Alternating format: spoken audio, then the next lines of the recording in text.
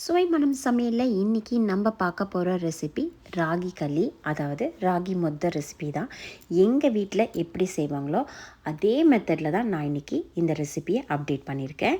மற்றவங்க எப்படி செய்வாங்கன்னு எனக்கு தெரியாது. ரொம்ப ஈஸியாக செம்ம டேஸ்டியாக இருக்குது இந்த ரெசிபி. வாங்க எப்படி செய்யுதுன்னு பார்க்கலாம். ஃபஸ்ட்டு ஒரு பேனில் நான் 2.5 கப் அளவுக்கு தண்ணி சேர்த்துருக்கேன். தண்ணி நல்லா கொதிக்கணும். தண்ணி கொதிக்கிறதுக்குள்ளே நம்ம என்னென்னா ஒரு பவுலில் இல்லை நான் தண்ணி சேர்த்த அதே கப்லேயே 3 டேபிள் ஸ்பூன் அளவுக்கு ராகி மாவு எடுத்திருக்கேன். இது சுத்தமாக இந்தியாவில் ராகி அரைச்சி எடுத்துகிட்டு வந்த மாவு. அந்த மாவில் நம்ம பச்சை தண்ணி சேர்த்து நல்லா கட்டிப்பதம் இல்லாமல் நம்ம கரைச்சி எடுத்து வச்சுப்போம். தண்ணி பேனில் நல்லா கொதிக்கணும்.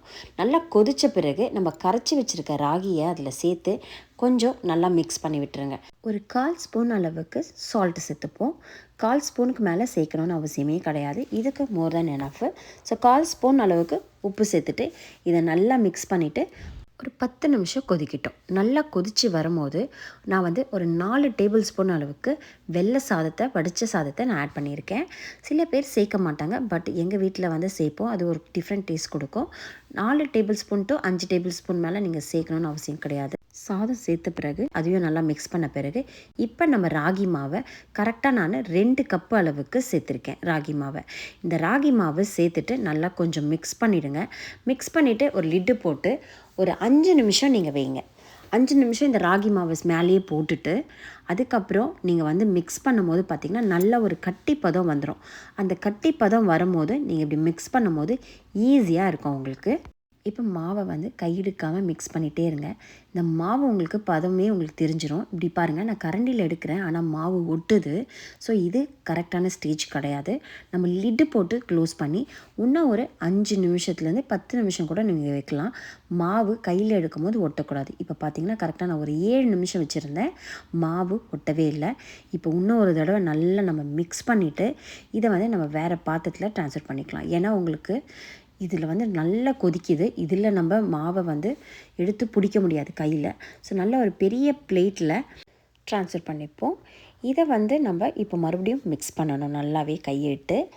அதாவது நீங்கள் சுட சுட இருக்கிறதுனால ராகி கை நல்லாவே பொத்திக்கும் உங்களுக்கு. அதனால் நல்ல ஒரு ஜில்லுன்னு தண்ணியை வச்சுக்கோங்க, இல்லை பச்சை தண்ணி கூட வச்சுக்கோங்க. பக்கத்தில் ஒரு பாத்திரத்தில் வச்சுட்டு இதை தண்ணி தொட்டு தொட்டு நீங்கள் மிக்ஸ் பண்ணும்போது ஈஸியாக இருக்கும் உங்களுக்கு. ஸோ சூடு பதமே உங்களுக்கு கையில் தெரியாது, அதாவது கை பொத்திக்கவே பொத்திக்காது. ஸோ உங்களுக்கு ஈஸியாக இருக்கும்.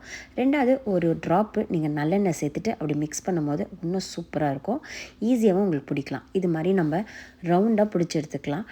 பிடிக்கும் போதே பாருங்கள் கையில் ஒட்டாமல் தான் நான் பிடிக்கிறேன். ஸோ இதுதான் கரெக்டான ஸ்டேஜ். மொத்தமாக பார்த்திங்கன்னா இந்த ராகிக்கு நம்ம கிண்டி மிக்ஸ் பண்ணி எல்லாம் பண்ணுறதுக்கு எக்ஸாக்டாக ஒரு 30 மினிட்ஸ் 25 மினிட்ஸ் தான் ஆச்சு. ஏன்னா உங்களுக்கு தண்ணி நல்லா கொதித்து அந்த அரிசி சேர்ந்துட்டு இதை நம்ம சேர்க்கும் போது நல்லாயிருக்கும். அது என்னென்னா சில பேர் ஓகே எல்லாம் மிக்ஸ் ஆகிடுச்சேன்னு சொல்லிவிட்டு ஆஃப் பண்ணிவிடுவாங்க. அப்படி கிடையாது. அதுக்கு ஒரு நம்ம சிம்மில் வச்சு ஒரு 10 நிமிஷம் அந்த 15 நிமிஷம் வைக்கும் போது தான் அதோட ராகியோட இது வேகிறது நல்லாயிருக்கும். எனக்கு இந்த கூழ் அண்ட் இந்த மாதிரி ராகி களிலாம் ரொம்ப பிடிக்கும். ஆடி மாதத்தில் நான் என்னோடய ஒரு கூழோட வீடியோ நான் போட்டிருந்தேன். ஐ திங்க் அதுதான் நிறைய பேர் பார்த்த வீடியோன்னு நினைக்கிறேன். ஸோ எனக்கு இந்த ராகி களியும் இதே மாதிரி போடணுன்னு இருந்துச்சு. கருவாட்டு குழம்பு நான் வச்சுருந்தேன். லாஸ்ட் வீடியோ நான் போஸ்ட் பண்ணியிருந்தேன்.